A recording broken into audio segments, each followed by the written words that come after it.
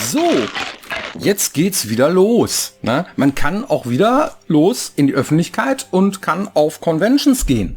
Ja. Oh ja. Das heißt, wir sind mal wieder irgendwie in der Öffentlichkeit und können Menschen begegnen und so. Und wir nehmen dieses Jahr auch wirklich alles mit, ne, oder? Ja, was geht halt, Was geht? Ja. Und wir haben uns gefragt, wann waren wir eigentlich das erste Mal auf einer Convention? Auf der Gamescom. Wann war das denn, das erste Mal? In Leipzig war das noch die Gamescon. Das ist richtig. Da haben wir noch in Halle gewohnt, ne? In so einem, ja, nicht gewohnt, also in Hotel oder was, ne? Also Ja, Halle. Stimmt, wir sind mit dem Zug rübergefahren und in Leipzig war alles total ausgebucht und deswegen haben wir ein Hotel in Halle gehabt und sind dann immer jeden Morgen mit dem Zug rübergefahren zum Messegelände. Ja.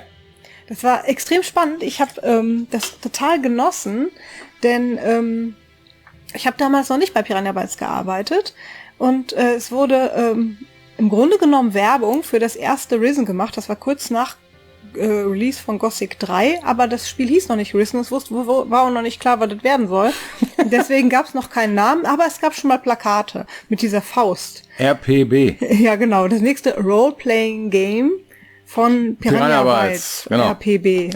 Und dann haben die Jungs sich da auf die Bühne gestellt und haben, gebt mir ein R gerufen. Und das Publikum hat dann R gerufen. Und ich stand im Publikum und habe mitgerufen. Das fand ich ziemlich lustig. Ja, wir fanden das auch lustig. Wir hatten nämlich nix, ne? Nur ein Pitch und ein paar ein Ideen, Poster. so, ja. Jo, ein Rollenspiel. Ja. Danach haben wir das Risen-Universum erfunden, sozusagen. Ja, das war schon ziemlich spannend. Viele sagen ja, dass die Zeit in Leipzig in der Gamescom damals die schönste war. Ne? War viel schöner als die Gamescom in Köln. War viel besser alles. Ne? Kann ich nicht bestätigen. Ich fand das super damals. Ja. Ich finde Leipzig als Stadt auch interessant. Jetzt bald gehen wir zum Beispiel aufs WGT.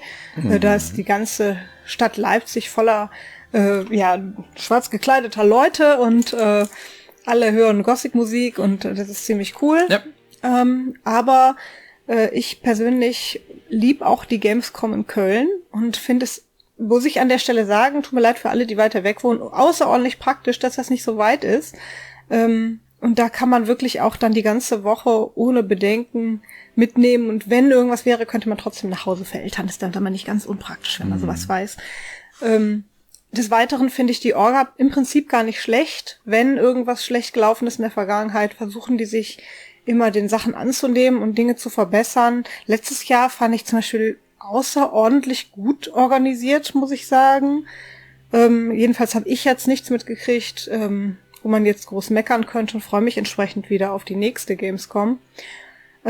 Muss man natürlich auch erwähnen, dass das für uns mittlerweile auch sowas wie ein großes Klassentreffen ist. Ne? Ja, das war auch sehr emotional das letzte Mal. Ja. Und bei dieser Veranstaltung haben wir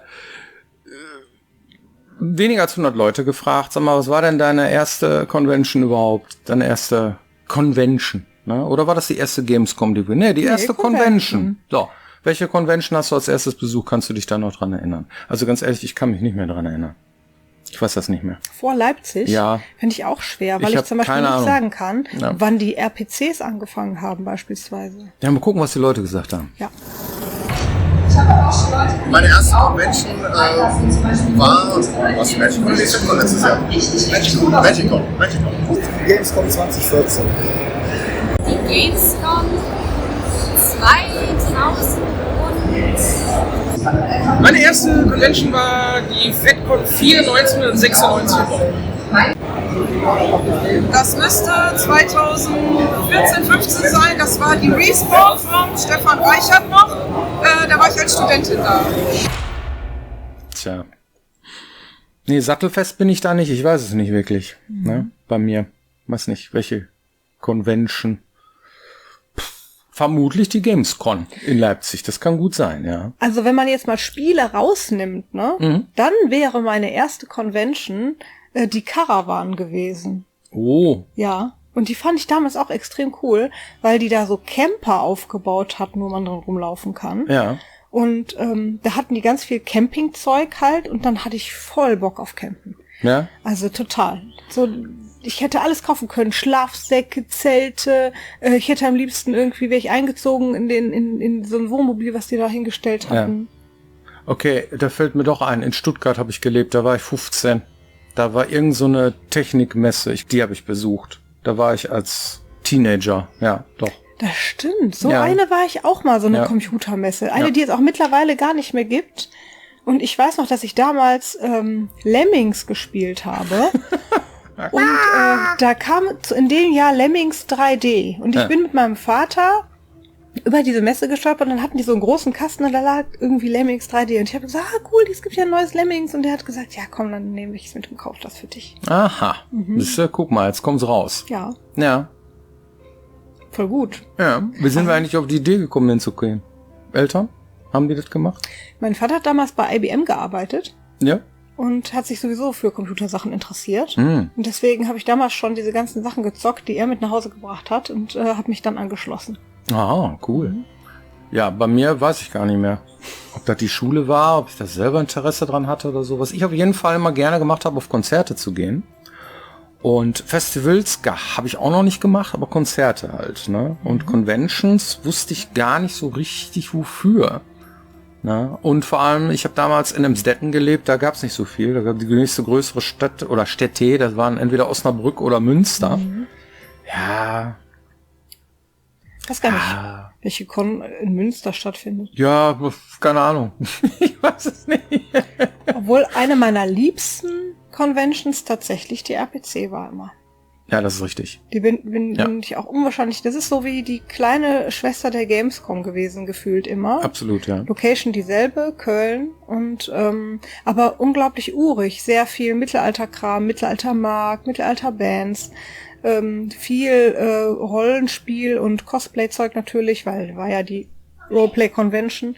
Und da habe ich mich sehr heimisch gefühlt und fand das total toll. In den letzten Malen konnten wir mit unseren Spielen sogar auch als Aussteller mit teilnehmen. Und ich war unglaublich traurig, als es die RPC nicht mehr gab. Ja, die gab's ja dann noch. Oder gibt's sie eigentlich noch? Gibt's sie gar nicht mehr? Gar nicht mehr, aber die wurde jetzt im Grunde genommen assimiliert in der Comic-Con irgendwas, ne? Irgendwie also ähnlich, ne? C irgendwas. Habe ich mir nicht angeguckt, tatsächlich. Nee. Es gibt Leute, die sagen, die ist auch ziemlich gut. Und es gibt Leute, die sagen, nee, gefällt mir nicht mehr. Weil es ist halt was anderes als die RPC da. Ja, müsste man sich trotzdem vielleicht mal angucken. Ja, neugierig genug wäre ich, ja. Es ist, glaube ich, so eine Gruppendynamik auch, ne? Das heißt also, die Menschen, die man kennt, gehen die dahin oder nicht? Das heißt, Freunde können sehr ein Triebfeder sein, ne, um zu so einer Convention zu gehen. Absolut, so. Ja. Das heißt also, wenn jetzt alle sagen, irgendwie, ja, die RPC ist tot oder so, gab ja mal Leute, die das gesagt haben, so, ein paar Influencer, und dann ist man schon skeptisch so ein bisschen, ne? Da lässt man sich dann auch beeinflussen davon, ne? Und geht man dann da noch mal hin? Weiß ich nicht, keine Ahnung. Ja, wenn die nicht gehen, dann gehe ich auch nicht so, ne? Und dann, gehst du da hin, gehst du da nicht hin? Ja. Es gibt so ein Phänomen, dass Dinge, die ich als total toll finde, wie zum Beispiel das Blackfield Festival in Gelsenkirchen im Amphitheater da, am Nordsternpark. Ja. Das war unser absolutes Favorite. Ja? Das war unser Lieblingsfestival. So, ne? Deswegen, das ist jetzt keine Convention, aber es ist halt schon sehr artverwandt. Die hat sich finanziell nicht rentiert. Ja. Und irgendwann haben die Leute dann aufgehört, da hinzugehen. Ja, ist zu teuer. Und dann wurden die Bands auch immer irgendwie billiger, sag ich mal, ja. Für den Veranstalter halt günstiger, ja. Und dann haben die Leute gesagt, ja, wenn der Headliner ist ja vielleicht noch einigermaßen interessant, so, aber der Rest ist irgendwie so, da gehe ich nicht mehr hin, das ist ja nichts mehr für mich, dann gehe ich lieber woanders hin, aufs Maschinenfest oder was weiß ich, irgendwie so. Stimmt. Ja. So, und dann wurde das eingestellt. Das ist auch weit vor Corona gewesen, ne? Und da waren wir schon sehr traurig drüber. Und jetzt, so langsam, kommen die Leute wieder auf den Trichter, naja, das ist trotzdem eine coole Location. Das Rock Hard Festival zum Beispiel findet da jedes Jahr statt, auch immer noch. Ja, da kommen so Brecher hin wie Overkill, Saxon und diese ganzen, ne? Aber es ist halt schon ein bisschen Krach, ne? Und jetzt nicht so unbedingt unser, ne? Können wir auch mal hingehen und so, aber naja, oder halt auch sowas wie Schandmaul, in Extremo, Subway to Sally, Letztinstanz, der Tatsu Mortis, sowas, ja. Und da gibt es jetzt ein Folkfield Festival. Das heißt, das ist wie das Blackfield, nur als halt Folkfield, so, ja. Das heißt, das haben die jetzt umgemünzt darauf und es ist dieselbe Location. Es ist genauso groß, dauert genauso lange. Mit Campen. Mit Campen, mit allem drum und dran. Es ist wie das Blackfield. Nur Voll mit Bock drauf. nur halt mit dem Unterschied, dass es eine ganz bestimmte Musikrichtung jetzt bedient. Von dieser schwarzen Szene, sage ich jetzt mal. Aber das heißt, was ich damit sagen will, ist, das heißt, wenn sich Dinge verändern, muss das nicht schlecht sein. Ja. Wir werden das mitnehmen und gucken. Ne? Das heißt auch eine Location. Wenn du irgendwo zu einer Messegelände gehst oder zu einem Convention-Gelände, wenn da irgendwelche Sachen stattfinden, dann gibt man sich das vielleicht auch mal. Es gibt Menschen, die da tatsächlich auch gebunden sind an eine Location, wie wir ans Amphitheater in Gelsenkirchen hier. Ne? Mhm.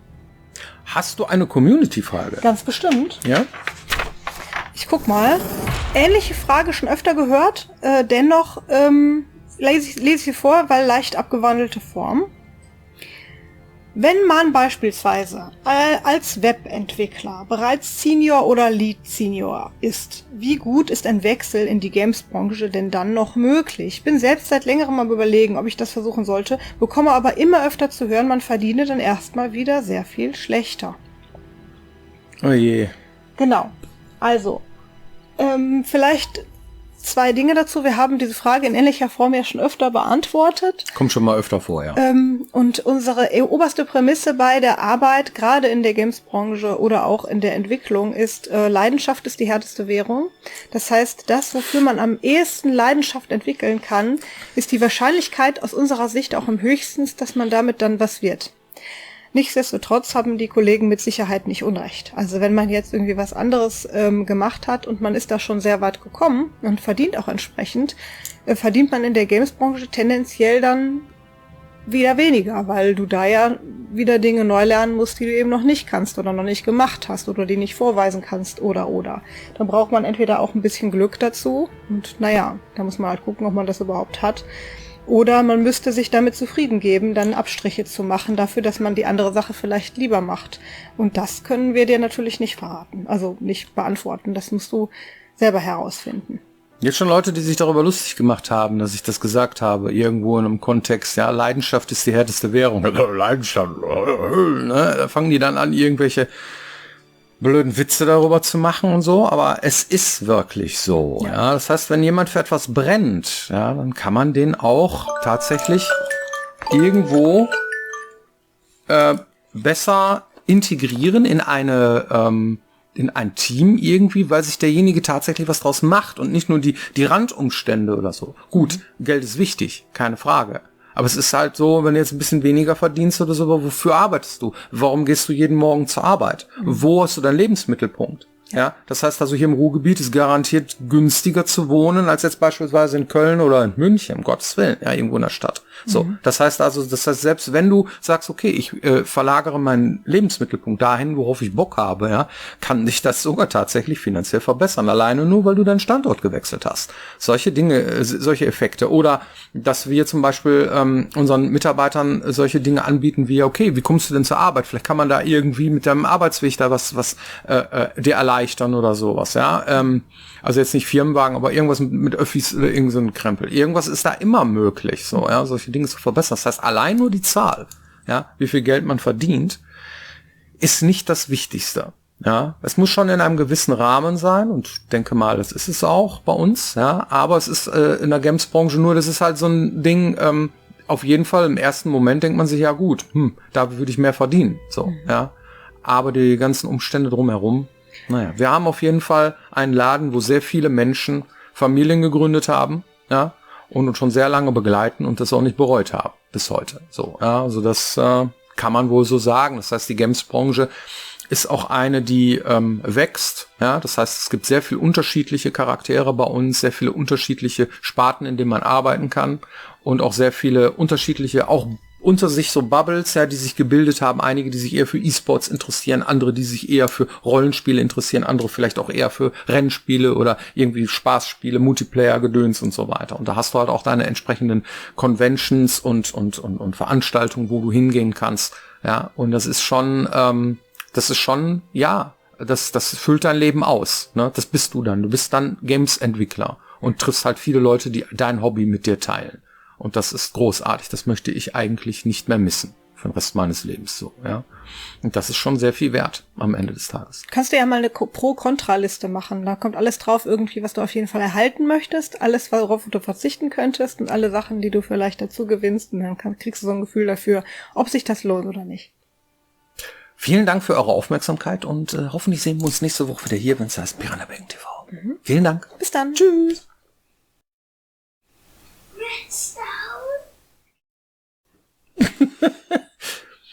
Ich glaube, unsere Tochter hat Redstone gefunden. Glaube ich auch. Über Minecraft.